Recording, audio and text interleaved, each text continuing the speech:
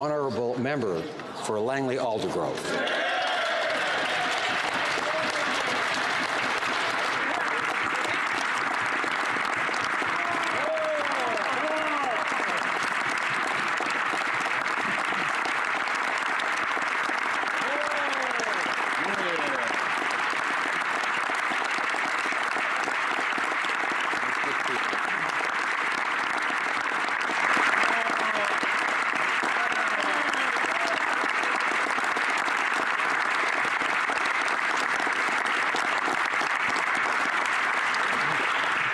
That's Mark in caucus. Mr. Speaker, it's my birthday. Happy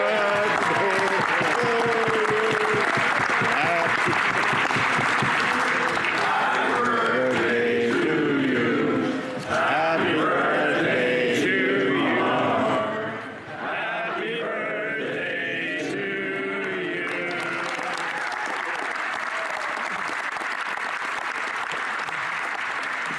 Mr. Speaker, I was in the hospital recently for 15 days, and I had zero interest in politics as I was in the hospital, possibly facing the end of my life. And just a few minutes here in Parliament, I'm interested in politics again. You know, I wanted to, I'm not running again, I announced that, but I wanted to make a farewell speech, and that's tradition in this House, to be able to say goodbye and thank members of this House. And I have surgery coming up for colon cancer on May 22nd, and I thought the only opportunity is this week. And so I'm here to give you an update and to thank you. So I was on an election observer with a colleague, and I had to come back early because I was turning yellow. And I was very jaundiced, came back, and went to the hospital after a few days, and they found that I had a pancreatic tumor, and then they found that I had colon cancer, and then that the pancreatic cancer, which is peanut, same as Steve Jobs had, that it had spread to my lungs. Ooh. And so the prognosis, as far as the doctors are, it's not great. But I have a strong faith in God, and the God that created me can heal me. Yeah.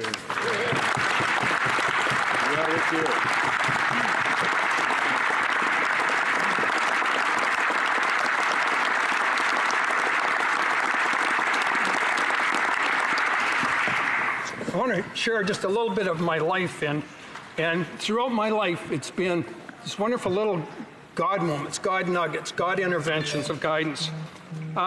People ask me, why did you get involved with politics in the first place? And it started with a dream back in 1990.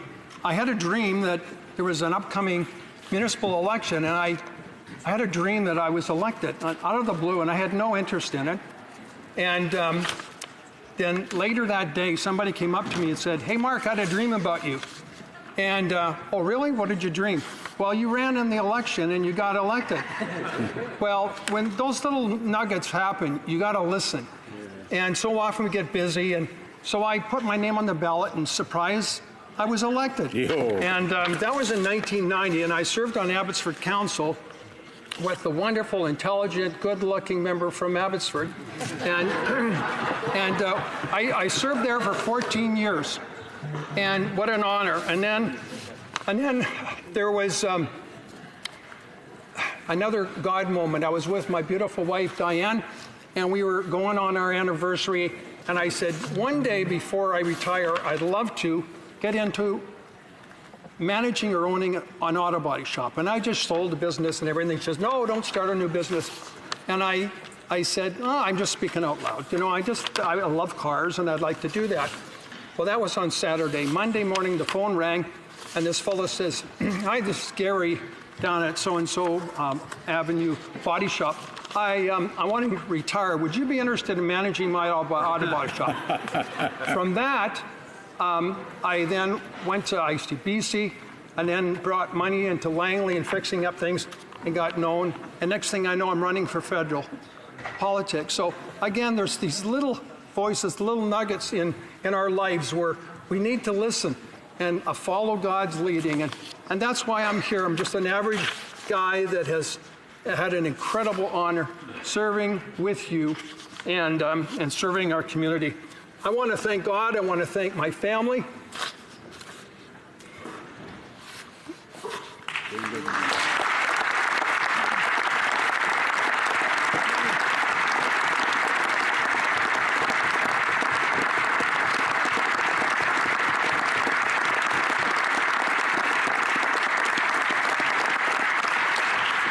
I hope that doesn't take away my time, Mr. Speaker. So, Diane and I were married in '72, so almost 47 years ago. My best friend, and we have 5 kids, 10 grandkids. Wow, we are so blessed. And my passion has always been the environment, justice, family, seniors, children's issues, and respecting life right from beginning to end. Dinah and I met at Trinity Western University. Whoops. That's the last page anyway, so don't lose that one. And our weekends, I didn't have a lot of money as a student, so I would take her on a date to a senior's place, and we'd play the guitar and sing, and we just love dealing with seniors. You don't have to be a great singer for the seniors to love you. So our grandkids are, well, our kids, John and Jen, have Carrington and Richie, and then Ryan, Eric, Carolyn with Christian, Jonah, Jeremiah, and Jacob, Nathan, and Kristen with Russell, Maya, Mark, and Will. I am so blessed. We are so blessed. I've always been involved with sports over the years, and I know the importance of teamwork. You cannot get anything accomplished if you're a lone wolf. You've got to be part of a team. And so I understand the importance of this in politics here too. And so this incredible team that I get to work with, my staff, I could not have accomplished anything without them. And that's Annette, Kim, Jane, Liet, Monique, Megan, and Rebecca. Please give them a thank you.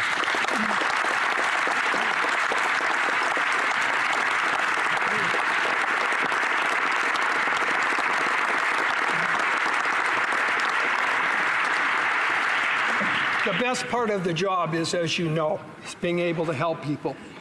And it's been such a blessing. We love our community, and it's been an incredible honor.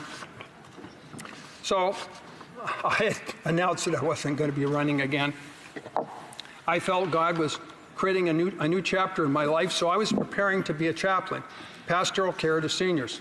So I'm doing the studying and reading, and lo and behold, I got sick. And all these case studies of should you operate or should you do palliative care? And I was honored by our leader to be given the responsibility of palliative care. And so I find myself in the hospital, surprised, and I'm experiencing what it's like to face end of life. And so all that reading and preparation, maybe it wasn't for me to minister to others, maybe it was to prepare me for this trial. And so I want to thank you so much. When you are first given a diagnosis that you've got some serious problems, that they're dealing with the physical person. And there's more than just physical in us. There is the spiritual and the emotional, called psychosocial. And those were left unchecked, unministered to. The doctors were looking at my physical conditions, and so that is what is being ignored and is tremendously important, where you're given a diagnosis and they're looking at how they're going to fix you, what operation you need, what chemo. But what about the person and the family and the distress? So we need to encourage our medical system to make sure that they're dealing and providing a ministry for the rest of the person. And I was at VGH, incredible hospital, incredible physicians and surgeons, but that need was left unmet. I asked for palliative care, and I was there for 15 days. And of the thousands of doctors, there's 2 palliative care physicians at VGH, and I never saw them. They came once while I was recovering, so I was all groggy and sleepy. And so that need was unmet, unfortunately. So I've experienced firsthand the difficulty of accessing palliative care. We know in statistics that it's not available to 70 to 84% of Canadians. And why is that? It's a tragic number. It's because our system isn't designed to meet that need. You know, we're trying to fix the body. But in some cases, it's better not to do the heroic things, not to remove the organs and chemo and stuff. Science has shown us that you can live longer and a better quality of life in some cases if you're given palliative care. But in that was not provided to me, those options. Now, why is that? So the system is broken and needs to be fixed. And we passed 277. And I hope this Parliament is coming to an end. At the next Parliament, we'll make a commitment to fix that. Provide leadership, maybe at a university chair or something, to provide leadership in Canada so we can fix this, because people are left in despair, emotions are raw, the family support is not there, and they're not given the opportunity for palliative care. And so what is the only remaining option is, if it's not surgery, it's, well, maybe we should consider MAID. And I was on the legislative committee when we discussed that, and we passed that, and we had to because of the Carter decision. But we have a situation in Canada where basic needs are being not met, and people are out of desperation saying, well, I guess the easiest way is just to end my life through an injection. That would be the humane thing to do. But we cannot force people into that kind of a choice. We have to provide palliative care.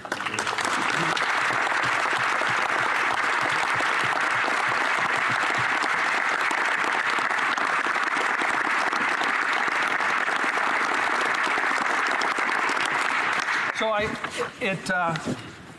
think I've got about 20 minutes left. It's been such an incredible honor to work in this House. I was first elected federally in 2004, so 15 years went like that. And it's been such an honor. None of us are here by accident. I believe that strongly. I have a strong faith in God. And so if we're not here by accident, then what's the responsibility for each of us that goes along with that? To whom much is given, much is required. And so we have a responsibility to do what's right, to be truthful, people of integrity, making Canada better, and working with one another when it's appropriate to do so. I haven't always done things right. I have a very mischievous nature, as different chairs of committees can attest to. And so I'd like to apologize for some of the problems that I've created.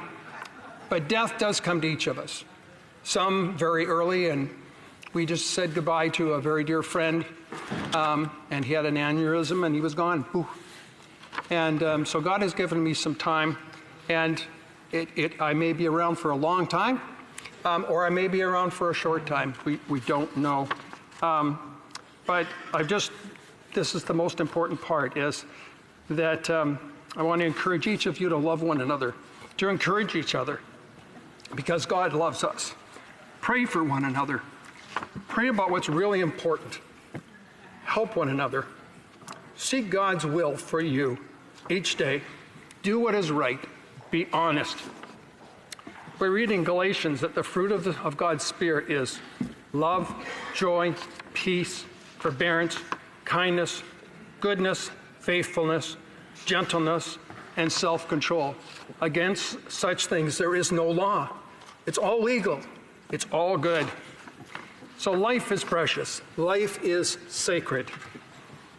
I've been reminded very freshly how valuable and precious life is from beginning to end. So God bless you.